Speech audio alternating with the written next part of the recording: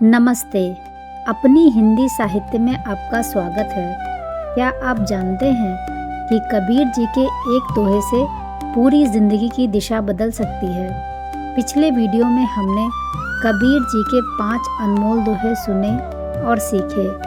आज उनके 5 और गहरे दोहे, अर्थ, सरल व्याख्या और आज के जीवन से जुड़े उदाहरण के साथ। तो चलिए बिना देर किए शुरू करते हैं।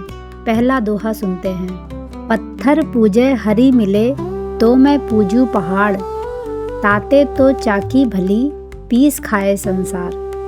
अर्थात कबीर जी कहते हैं कि यदि पत्थर की पूजा करने मात्र से भगवान मिल जाते तो मैं पूरा पहाड़ ही पूज डालता, परंतु उससे कहीं ज़्यादा मूल्यवान है वह साधारण चक्की जो चुपचाप अनाज पीसकर पूरे संसार का पेट भर देती है। इस दोहे में कबीर जी बाहरी दिखावे, खोखली रस्मों और पत्थर की पूजा की आड़ में छिपी झूठी भक्ति को पूरी शिद्दत से चुनौती देते हैं।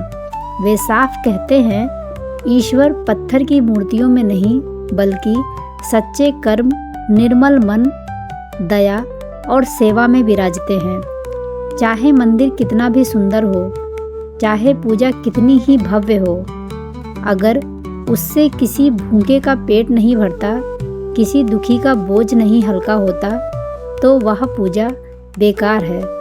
दूसरी तरफ एक साधारण सी चक्की जो दिन रात बिना किसी शोर के अनाज पीसती है, वही असली भक्ति का प्रतीक है, क्योंकि वह सिर्फ पूजा नहीं करती, वह जीवन देती है, वह सेवा करती है, वह उपयोगी है।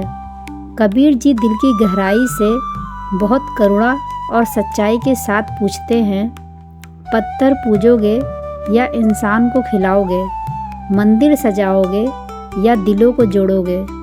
कल्पना कीजिए, एक व्यक्ति हर रोज़ मंदिर जाता है, घंटियाँ बजाता है, फूल चढ़ाता है, आरती उतारता है, माला जपता है, लेकिन घर आकर अपनी माँ बाप से कड़वी बातें करता है, पड़ोसियों से जलता है और गरीब को देखकर आंखें फेर लेता है। दूसरी ओर एक साधारण व्यक्ति मंदिर कम जाता है, दिखावा बिल्कुल नहीं करता, लेकिन बुजुर्गों की सेवा करता है, भूखे को अपनी रोटी का टुकड़ा दे देता है, किसी के दर्द में चुपचाप साथ खड़ा हो जाता है और अपने व्यवहार से लोगों के चेहरे पर मुस्कान बिखेरता है। कबीर जी पूछते हैं, किसकी भक्ति सच्ची है? जिसके कर्मों में मानवता झलकती है, वही भगवान के सबसे करीब होता है। इस दोहे से हमें सीख मिलती है, बाहरी दिखावा भक्ति नहीं, सच्चा भाव और कर्म ही सच्ची भक्ति है। पत्थर पूजने से कहीं बड़ा पुण्य है मनुष्य को पूजना, उसकी सेवा करना, उसका सम्मान करना, उसका दुख बांटना। असली धर्म वह है जो दूसरों के जीवन में रोशनी और राहत पैदा करे। हमारी असली पहचान मंदिर जाने की संख्या से नहीं बल्कि हमारे कर्मों और व्यवहार से होती है। जब तक हमारी पूजा, आराधना या धार्मिकता किसी का भला नहीं करती, तब तक वह अधूरी और व्यर्थ है। भगवान को ढूंढने की बजाय उन्हें अपने कर्मों के माध्यम से जीवन में उतारो। कबीरा तहाँ न जाए ये जहाँ ना हो सम्मान, मान घटे मन मरी जाए सो सम्मान समान। अर्थात कबीर जी कहते हैं, ऐसी जगह कभी न जाओ जहाँ तुम्हारा सम्मान नहीं है। जिस जगह तुम्हारा मान घटता है वहाँ रहना आत्मा को मारने के समान है। सम्मान के बिना जीवन व्यर्थ है। इस दोहे में कबीर जी आत्मसम्मान की आग को जगाते हैं। वे साफ चेतावनी देते हैं कि धन, पद, सुख या रिश्ते चाहे कितने भी बड़े हों, लेकिन अगर वहाँ तुम्हारा सम्मान नहीं है तो वह जगह जहरीली है। कबीर जी यह नहीं कह रहे हैं कि थोड़ी सी नाराज़गी या मतभेद पर रिश्ता तोड़ दो। उनका संदेश गहरा और साहस भरा है। जहाँ लगातार अपमान, तिरस्कार, उपेक्षा और छोटा समझा जाना हो, वहाँ लंबे समय तक रहना अपने मन को धीरे धीरे मारने जैसा है। सम्मान कोई दिखावा नहीं, बल्कि आत्मा की गरिमा है।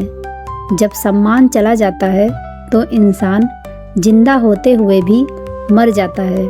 कबीर जी कहते हैं, सम्मान के बिना सब कुछ बेकार है। मान लीजिए एक व्यक्ति अपनी नौकरी में दिन रात मेहनत करता है, लेकिन उसके सहकर्मी और बॉस बार बार उसकी बेइज्जती करते हैं, उसकी बात को तुच्छ समझते हैं और उसकी मेहनत की कोई कदर नहीं करते। वह डर, आर्थिक मजबूरी या समय के साथ सब ठीक हो जाएगा की उम्मीद में चुपचाप अपमान सहता रहता है। धीरे धीरे उसका आत्मविश्वास टूटने लगता है, मुस्कान गायब हो जाती है और अंदर से वह सूखने लगता है। कबीर जी कहते हैं, ऐसी जगह से निकल जाओ, क्योंकि सम्मान के बिना ना तो काम का सुख है, ना रिश्ते का और ना जीवन का।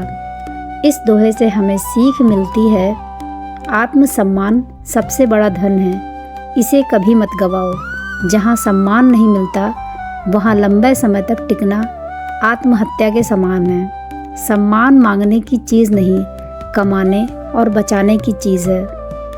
हमें दूसरों का सम्मान करना चाहिए, लेकिन अपना सम्मान कभी नहीं खोना चाहिए। सच्चा रिश्ता और सच्ची जगह वही है जहाँ तुम्हारी गरिमा और इज्जत बनी रहे। सम्मान के बिना जितना भी बड़ा जीवन हो वह खोखला और व्यर्थ है। कबीरा ते नर अंध है, गुरु को कहते और। हरि रूठे गुरु ठौर है, गुरु रूठे नहीं ठौर। अर्थात कबीर जी कहते हैं कि वे लोग अज्ञान में हैं जो गुरु के महत्व को नहीं समझते। यदि भगवान नाराज हो जाए तो गुरु हमें भगवान तक पहुंचने का मार्ग दिखा सकते हैं, लेकिन यदि गुरु ही नाराज हो जाए तो मार्ग दिखाने वाला कोई नहीं रहता। इस दोहे में कबीर जी ने गुरु के स्थान और महत्व को समझाया है।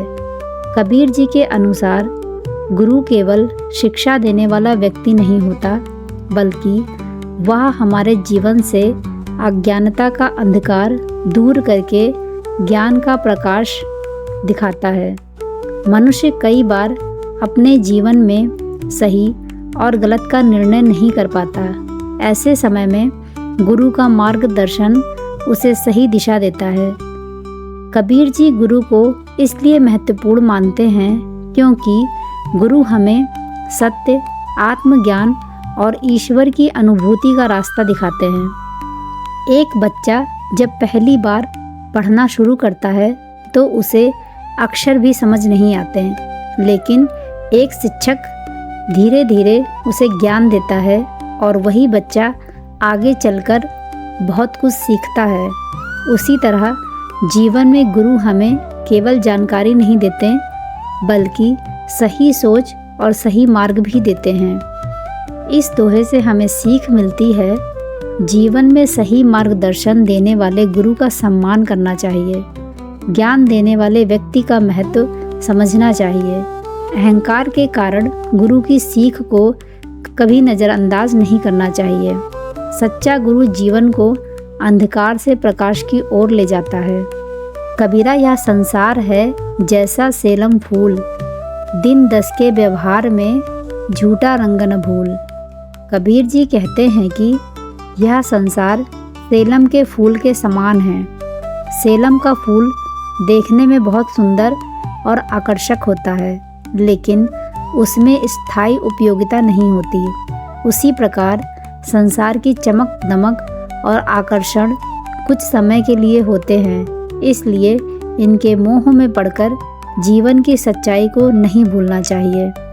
इस दोहे में कबीर जी संसार की क्षणभंगुरता यानी अस्थिरता को समझाते हैं। मनुष्य अक्सर धन, सुंदरता, पद और प्रसिद्धि को ही जीवन की सबसे बड़ी उपलब्धि समझ लेता है, लेकिन कबीर जी कहते हैं कि ये सब चीज़ें हमेशा साथ नहीं रहती। जिस प्रकार सेलम का फूल कुछ समय के लिए सुंदर दिखाई देता है, लेकिन उसका आकर्षण लंबे समय तक नहीं रहता, उसी प्रकार संसार की भौतिक चीज़ें भी समय के साथ बदल जाती हैं। इसका अर्थ यह नहीं कि संसार को छोड़ देना चाहिए, बल्कि यह समझना चाहिए हमें मोह और अहंकार में नहीं डूबना चाहिए। एक व्यक्ति पूरी ज़िंदगी केवल पैसा और प्रसिद्धि कमाने में लगा देता है। धीरे धीरे समय बीत जाता है और उसे एहसास होता है कि रिश्ते, अच्छे कर्म और लोगों के लिए किया गया भला काम ही सबसे ज़्यादा मूल्यवान था। धन और पद बदल सकते हैं, लेकिन अच्छे कर्मों की याद हमेशा रहती है। इस दोहे से हमें सीख मिलती है, संसार की चीज़ें स्थायी नहीं होती। धन और सुंदरता का घमंड नहीं करना चाहिए। जीवन में अच्छे कर्म और मानवता को महत्व देना चाहिए। मोह कम करके सत्य और ज्ञान के मार्ग पर चलना चाहिए। कबीरा ते नर क्या करे, जे नर दुख में रोए, सुख में सुमिरन ना करे तो दुख काहे को होए। अर्थात कबीर जी कहते हैं कि जो व्यक्ति केवल दुख के समय भगवान को याद करता है और सुख के समय उन्हें भूल जाता है, उसे दुख आने पर शिकायत नहीं करनी चाहिए। मनुष्य को हर परिस्थिति में ईश्वर का स्मरण और अच्छे काम करते रहना चाहिए। इस दोहे में कबीर जी मनुष्य की एक सामान्य आदत को समझाते हैं। अक्सर लोग परेशानी आने पर भगवान को याद करते हैं, प्रार्थना करते हैं और सहायता मांगते हैं, लेकिन जब जीवन में सुख और सुविधा होती है तो वे ईश्वर को भूल जाते हैं। कबीर जी कहते हैं कि भक्ति केवल संकट के समय का सहारा नहीं होनी चाहिए, बल्कि जीवन का एक निरंतर हिस्सा होनी चाहिए। जो व्यक्ति सुख में भी ईश्वर को याद रखता है, उसका मन कठिन समय में भी मजबूत बना रहता है।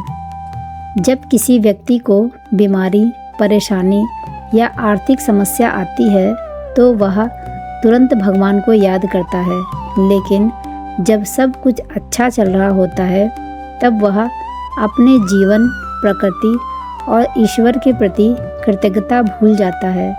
कबीर जी हमें सिखाते हैं कि हमें केवल मांगने के लिए नहीं, बल्कि धन्यवाद देने के लिए भी ईश्वर को याद करना चाहिए। इस दोहे से हमें सीख मिलती है, सुख और दुख दोनों समय ईश्वर को याद रखना चाहिए। भक्ति केवल परेशानी का उपाय नहीं, जीवन जीने का मार्ग है। अच्छे समय में भी विनम्र और कृतज्ञ रहना चाहिए। कठिन समय के लिए मन को पहले से मजबूत बनाना चाहिए। अगर आपको ये दोहा और इसकी सीख पसंद आई हो तो वीडियो को लाइक करें, शेयर करें और ऐसे ही कबीरदास जी के दोहे सुनने के लिए हमारे चैनल अपनी हिंदी साहित्य को सब्सक्राइब करना ना भूलें। धन्यवाद।